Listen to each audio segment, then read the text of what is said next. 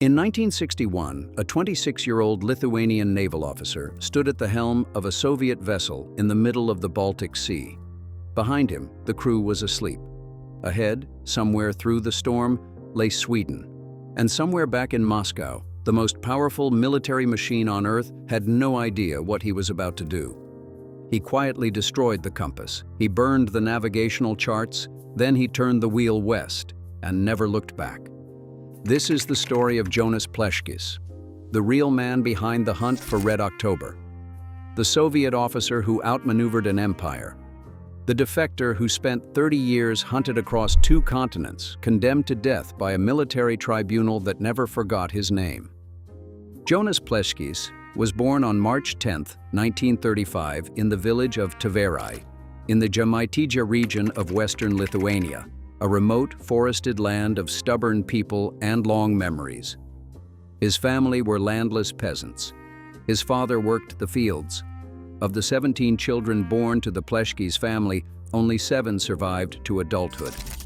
Jonas was 5 years old when Soviet tanks rolled into Lithuania in June 1940, absorbing the country into the USSR. He was old enough to feel the change, but too young to understand what it meant. That understanding would come soon enough. His mother died of tuberculosis in 1946 when Jonas was 11. His father remarried a woman who owned land, 40 hectares, a detail that would have terrible consequences. In the logic of Soviet classification, owning land made you bourgeoisie, a class enemy, a target. His stepmother's family also had connections to the Forest Brothers, Lithuanian partisans who had taken to the forests rather than submit to Soviet rule. That was enough to seal the family's fate. In May 1948, Soviet soldiers came for the Pleškys family. Jonas, his father, his stepmother, and several of his siblings were loaded onto cattle cars at the local train station, bound for Siberia. What happened next would define Jonas for the rest of his life. As the train began to move, his father shoved the children off, one by one, onto the platform. He pushed 12-year-old Jonas off last and shouted through the noise of the departing train, "Run, hide, take care of your sisters." Jonas watched the train carrying his father disappear into the distance. He never saw him as a free man again. The children scattered. They were taken in by sympathetic neighbors and distant relatives who risked their own safety to hide the children of a deported family. Jonas and his younger sister Eugenia were eventually raised by their older married sister Onut. For years, whenever anyone in authority asked Jonas about his father, he was taught to say the same thing. "We don't know where he is. He left us. We are orphans." Any connection to a deported family made you politically unreliable. And politically unreliable people disappeared. Jonas carried the weight of those years in silence. His sister Eugenia later recalled how he made her look straight ahead whenever they passed the bodies of partisans in the roadside ditches on their way to school. He never flinched. He never explained. He just watched and kept walking. When Jonas was around 15, he was expelled from school in Telšiai for writing down anti-Soviet statements during a class. He and 2 friends faced immediate arrest. Some older teachers, men who had somehow avoided deportation themselves, intervened on his behalf. They gave him a choice: join the Komsomol, the Communist Youth League, or face prison. It was not really a choice at all. Jonas joined. He reportedly fell ill for 2 weeks afterward from the strain of what he had done. But he understood something important. Survival sometimes required playing the game. He finished school, performed brilliantly in his final exams, and applied to the Kaunas Polytechnic Institute. He was refused admission, almost certainly because his deported parents made him, in the eyes of the state, politically unreliable. Despite his grades, despite his obvious intellect, the door was closed. Shortly after, in 1954, he was conscripted into the Soviet Navy. What happened next surprised everyone, perhaps Jonas himself most of all. He was sent to Leningrad for basic training, 9 months of coursework. Then, because of his exceptional academic ability and the impression he made on his commanding officers through his study of nuclear materials and advanced electronics, he was admitted to the Lenin Komsomol Higher Submarine Navigation School. the most prestigious naval education in the Soviet Union.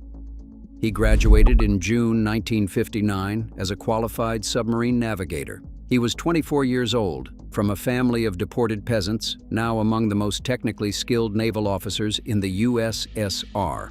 This was the paradox at the heart of Jonas Pleškys. The Soviet system had taken everything from him: his parents, his education, his homeland. And then, through sheer force of intellect and an iron will built by surviving all of it, he had climbed into the heart of that same system, close enough to wound it from within. He told his sister years later that he had one goal in mind the entire time: to escape. After graduating, Jonas served briefly on a submarine before being reassigned as captain of an auxiliary vessel, a barge called the Smolny, used to collect waste fuel from marine engines in the port of Klaipėda. It was not the glamorous command his training might have warranted, but it put him in the Baltic Sea, close to the narrow stretch of water between the Soviet Union and the free world. During reconnaissance and surveillance missions in the Baltic, he studied the routes, the patrol patterns, the gaps. In early 1961, Jonas made another calculated move. He married a woman named Zofia Rosenkrantz, who was already pregnant with their daughter, Sandra. 2 weeks before his final departure from Klaipėda, he made arrangements for a wedding celebration that was supposed to take place on his return. To everyone around him, he was settling down, planning a future. It was a cover. It was also a goodbye. On April 6, 1961, Jonas received orders to transfer the Smolny north to Paldiski in Soviet-occupied Estonia, a routine reassignment that would move him deeper into Soviet-controlled waters. He set sail. The weather deteriorated. Storms churned the sea. The crew retreated below decks. And somewhere near the Latvian port of Liepāja, Jonas Pleškys made his move. He destroyed the compass. He burned the navigational charts. He changed course, hard west, directly toward the Swedish island of Gotland.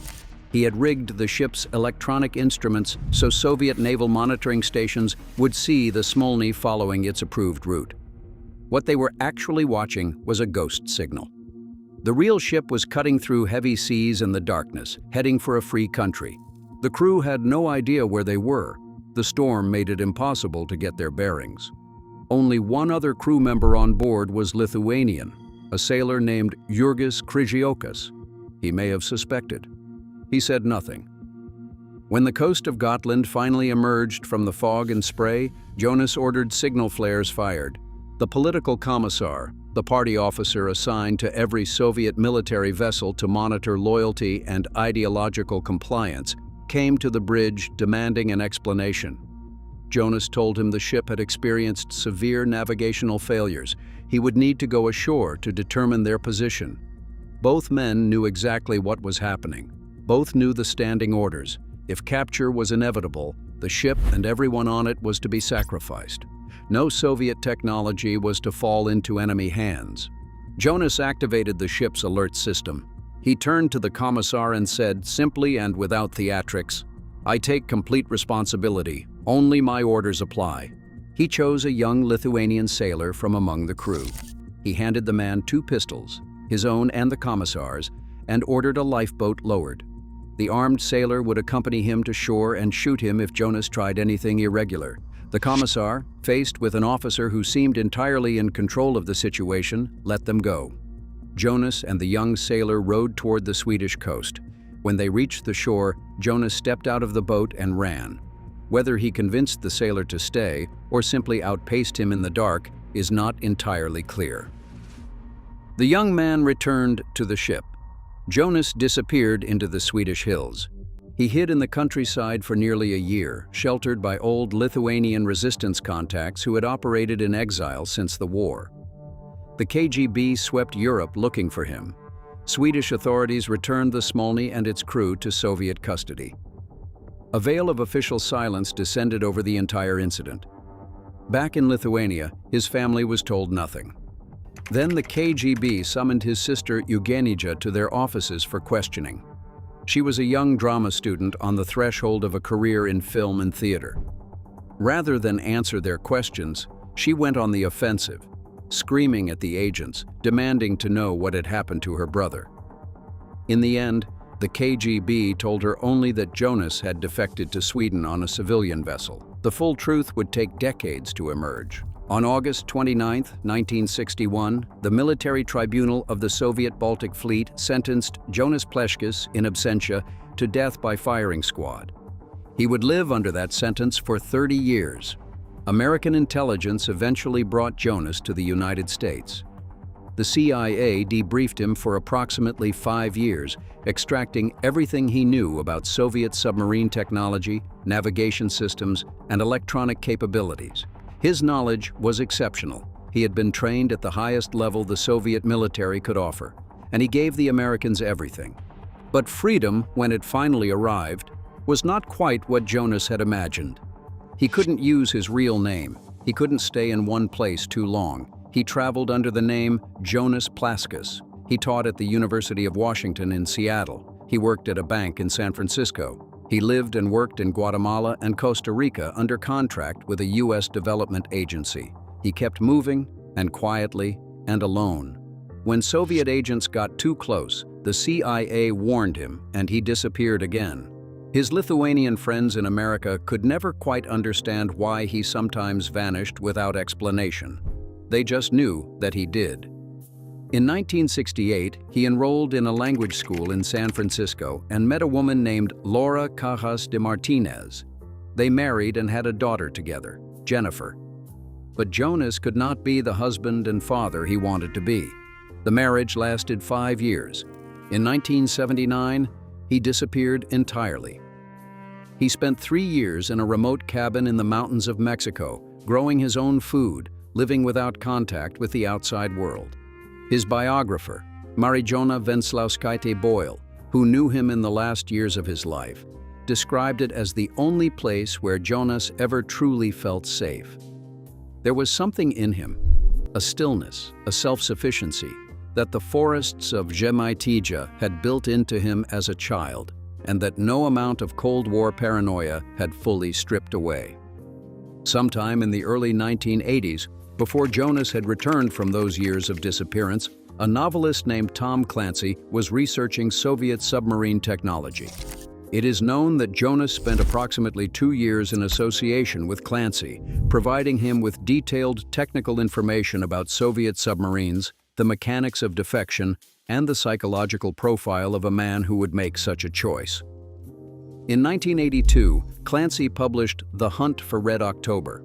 The novel's hero is Captain Marko Ramius, described as half-Lithuanian, trained at the Leningrad Naval Academy, a man of iron discipline and quiet, devastating resolve. He defects not with guns blazing, but with patience, preparation, and a fearless calm that no one around him understood until it was too late. The book became a phenomenon. It was turned into a film starring Sean Connery in 1990. Jonas watched it alone, in silence, under a name that wasn't his. His sister Eugenia saw the film in Lithuania and was reportedly speechless.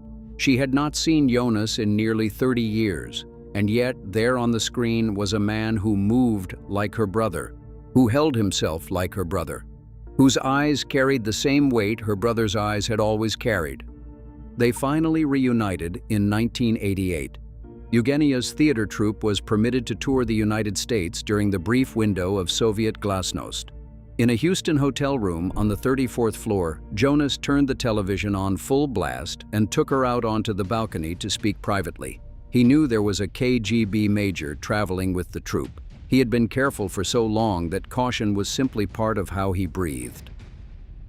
Standing above the Houston skyline, brother and sister talked for the first time in 27 years. In 1990, Jonas was diagnosed with a brain tumor. Some believed the radiation exposure from his time on early Soviet nuclear vessels may have contributed to it. That same year, Lithuania declared independence from the Soviet Union, and the long collapse of everything Jonas had defected from finally began. In 1992, the Supreme Court of the newly independent Lithuanian Republic vacated his death sentence. After 31 years, he was legally free to return. He flew through Scandinavia to Riga, and from Riga to Lithuania, Soviet troops were still stationed in the country. Old habits kept him watchful at every border crossing. But he went. When asked what he most wanted to see, he didn't ask for monuments or ceremonies. He said he wanted to walk through the fields and meadows where he had run as a boy. He walked those fields. He met his brothers and sisters. He met his daughter Sandra for the first time, the child who had been growing in her mother's womb when he pointed his barge toward Sweden 31 years before. He visited the village of Jaranai, where his family's cemetery stood. He asked that someday his ashes be returned there. He knew when he said goodbye that it was the last time. Jonas Pleškys died alone in his apartment on Alice Street in Oakland, California in April 1993. He was 58 years old. His body was found a few days after his death. He never made it back to the cemetery at Jaranai. The story most people think they know belongs to Marco Ramius, the fictional captain with the beard and the graveled voice and the clean Hollywood ending.